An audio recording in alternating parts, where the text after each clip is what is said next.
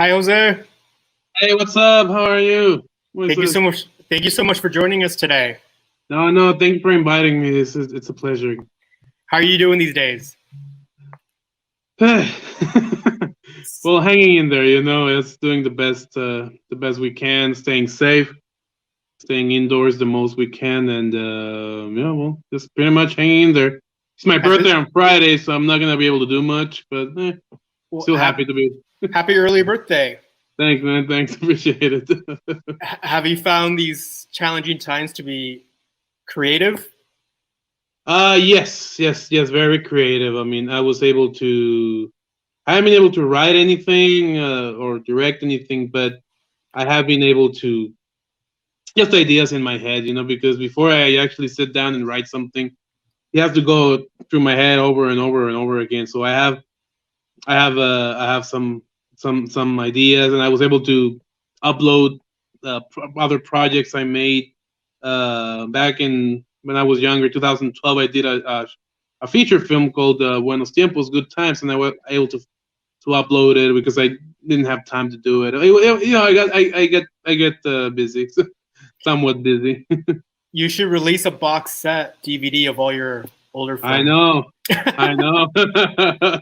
That's the Thinking next about step. it. That is the next step. You and I met after you filmed your movie Amir, which also played at the San Diego Latino Film Festival. And I was really excited to watch La Faraona, the short film we'll be talking about today.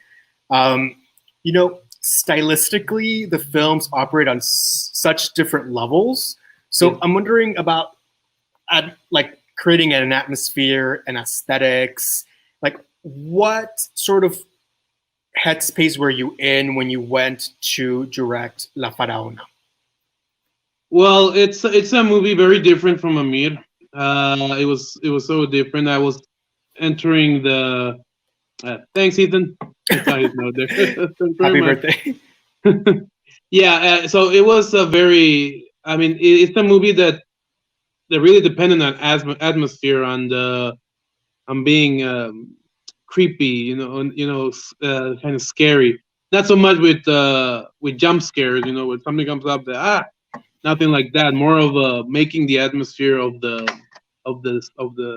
whole short, making it unsettling and scary. So it just I just went and watched a lot of movies that inspired me in that sense because I like horror films. I've never done many horror films or anything, but this time when I decided to do it, I watched a lot of horror movies that previous before making this short film to get inspiration, to get the feeling, getting on the mindset. Besides, once you go to the location, we shot at a high school, in my old high school. Once Oh, you wow. get there and considering what the subject is about, it's all there. You just need to highlight it. And me and my team, my photographer Ivan, all of us, we work together to highlight it and pump it up and make it visible for the audience while watching this short. I was unfamiliar with this myth of La Faraona, this dancer. Can you talk a little bit about its origins and what appealed to you about this particular story? Yes, La Faraona, that's the nickname they gave to this dancer back in the day. In the late 20s, early 30s, there was a casino, Agua Caliente. There was like a whole tourist section, right? So there was the casino, and there was this dancer who was supposedly murdered by this rich gentleman due to some hidden treasures. That's why he killed her. Now there are very different. There were very different stories, very different versions of this story. So I just decided to. So when I wanted to tell the story, I just wanted to be, weirdly enough, instead of being more specific, I wanted to be as vague as possible. Just use the general outlines that are all of the versions, and just put it in the short. But well, back to the origins. I mean, there was a casino over there. Then in 1947, I believe, 48, it turned into a high school. Of all things, that casino was torn down and turned into a high school. I went to that high school, That's where you went. yeah, And there's some sections that still show, part of the casino, right? Including this huge tower called Minarete at the back of it. And legend has it that at night, you can hear the spirit of this dancer, and some people claim they saw it, some people claim they hear something, and it's just this weird story. So, but for me, the biggest one of the biggest inspirations, it's, I mean, of all things, I mean, how a casino gets turned into a school. It's just, to me, it was just weird. So it was important for me to highlight it. And right at the beginning of the short, it tells it tells the story. The vague matter, which I mentioned, that was the point. But even in that narration, I left it at the end. It reopened, but not as a casino, kind of like highlighting that you would think it would reopen as a casino once it closed down, or something similar, a business. But then later on the show, you realize it's a school. So it was just weird to me. I mean, Yeah. how that happened. I mean, I don't know how the conversation went, but it was very interesting to me. Great. So I don't want to let a question go that just came through our chat here, so I'm going to display it on screen from Juan Carlos Duran. Speaking of scary movies, I guess you mentioned you like them. Why do you like scary movies in particular? I like any sort of film that causes you an emotion, an extreme emotion. I mean, I like dramas. I like comedies that make me laugh a lot. I mean, everything that creates emotions on me, that causes something, causes an impact. It's just important to me. And I'm not like a one genre guy. I don't like only to make scary movies or only comedies. Or I like to go all the way. So with scary movie, when I was making this movie, which was I mean, I wouldn't call it horror, but it was a suspenseful movie. I just like to cause that sensation. I like to work. I mean, that's part of what I like about making movies. I like to work.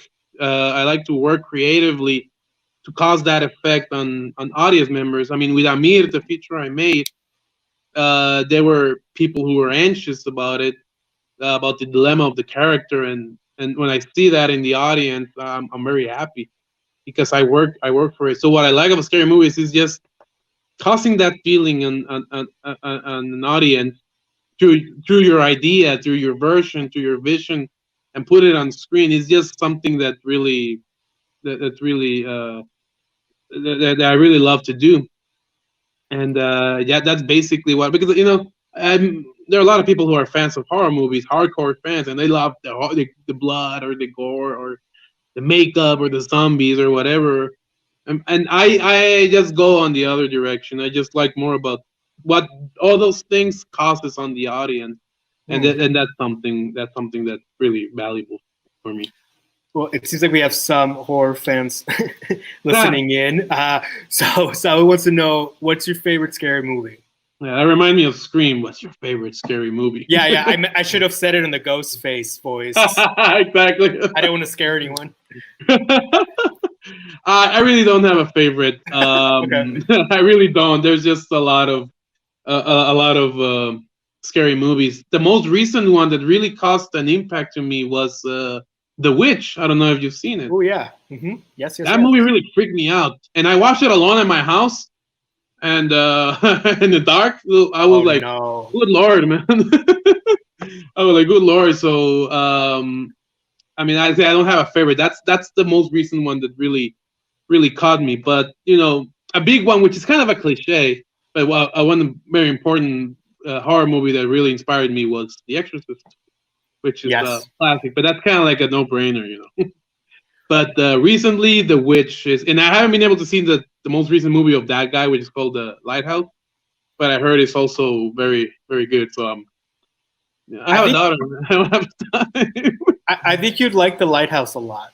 Yeah, I want to see it. I really want to see it. I think you definitely enjoy its kind of like slow burn format, which, even though your short is short, there is the sense that there is gears grinding away within the characters, in the exteriors that create the sensation of terror or horror. And one of the great, I think, cinematic explorations that a lot of filmmakers take it upon themselves is to explore revenge or vengeance, which I think your short really takes on head on, especially during the last act. Tell me about how you formulated your approach to this theme that has been explored by so many filmmakers. Right. Yeah, that's also part of a challenge, because I mean, it's a big challenge to make something extremely original, but it's also a big challenge to take something familiar and give it a different spin.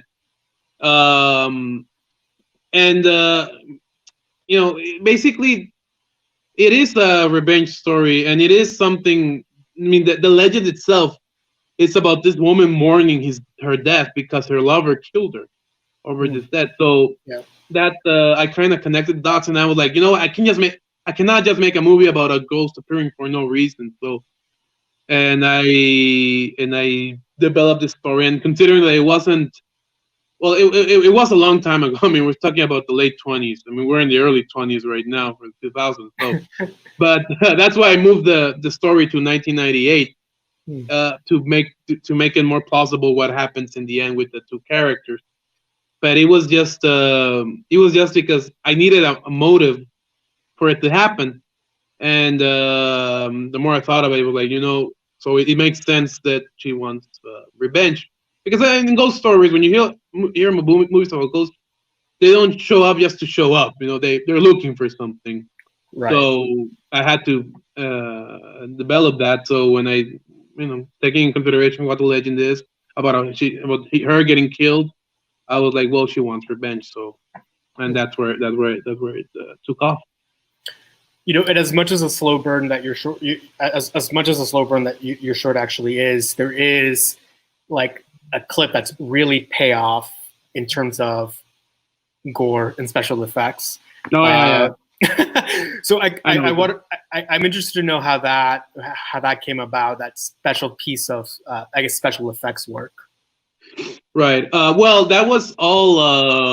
That was weird, because there's one effect shot where something appears in the back behind someone. That was a fascinating shot they made by a friend of mine called Alvaro Sendejas. You just have to take certain precautions in order to make those shots, and have to really be meticulous about it. And I consulted before I did those shots, and it was weird the way we shot it, because we shot at one point with the actors, and another point we did the same shot without the actors. And then we incorporated both of them in order to make it fit. And there's the other one, the one you mentioned about the gore one. That's a picture, actually. Oh, wow. That's a picture, but it's so brief. But it's a picture, and basically we had the actors go like, okay, lay here and get up and lay this way. And then we erased, and watch that one picture we erased the body, and the other one we erased the head. And we just added the blood and everything. But and in the post-production digital effect. Oh, that's really fascinating. Wow.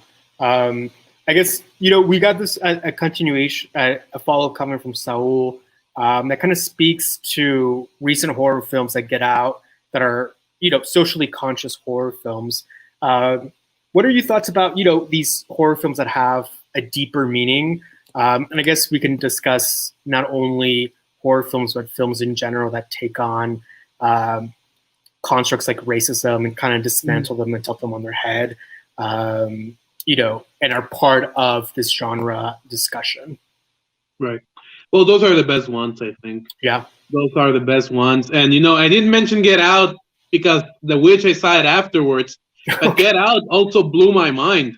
Yeah. And it was funny because I was at the San Diego Latino Film Festival at the initiation party back in 2017. And after there, we went to see the movie. Really? And I came out, I was driving home, and I was just quiet the whole time, because it's a movie, like you said, that hits on different levels on you. It's not just horror, it's not just blood, it's not just guts, it's everything. I mean, it's the social content of it, the criticism it makes, and at the same time, it's funny, which is to me, it's just a stroke of genius. I mean, people will probably kill me, but that movie deserved the Oscar instead of Shape of Water, if you ask me. But whatever. Oh, really? Yeah, I love Guillermo del Toro. I like him, but no, this Get Out was a movie that was something. I mean, Saul, you got me on that one, man. That was an awesome movie. Tell us a little bit about what you're working on, what you're working on now, or what you're working on next. When this this quarantine is over and we're able to get back to some semblance of normal, yeah, what are your next projects? Well, I was working on another feature film. Okay. And we were shooting, and we shot like a big portion. Most of it we already shot it. Oh, wow. But we needed the most logistical, complicated scenes with more extras and stuff. Those scenes are the ones that we didn't get to shoot for now. So basically, we're just waiting. I mean, and the actors, producers were like, come on, hurry up, give us the green light, man. Because we were on a roll, man. You know, we were shooting every day. We were doing it, and all of a sudden, we all went down. But well, it's a feature film, and it's more as it's about TJ, because clearly both in Amir and La Faraona, I love TJ. I love talking about TJ, its legends or whatever. So it's very related to that. So, and hopefully we'll be there, and in San Diego Latino 2022, 21st. Not 2021. I don't think I'll have it ready by then. I really don't think I'll have it ready by then. With all this, you know, with everything that's going on, yeah. Most likely 2022. Okay, well, we're waiting, and we can't wait, really. Jose, you're such a talented filmmaker, and we're so proud of you here at the festival. And you're doing your part to put the Tijuana film scene on the map, and we're so appreciative for, your support of the festival, and we're here with anything that you need. Do you have any last comments you'd like to make? No, I just want to say that San Diego Latino Film Festival is the best, and you guys have my full support, and we're gonna get through this, guy. We're with you, and I was really bummed when you guys had to do what you had to do, but I mean, we're here, we're waiting, and just we're here. I mean, and it's mutual, we support the festival, we love the festival, so we really appreciate your assistance and your support. Yeah, we'll get through it together, and we'll support each other along the way. That's what matters the most. Yes, sir. Thanks so much, Jose. No, thank you, Moises.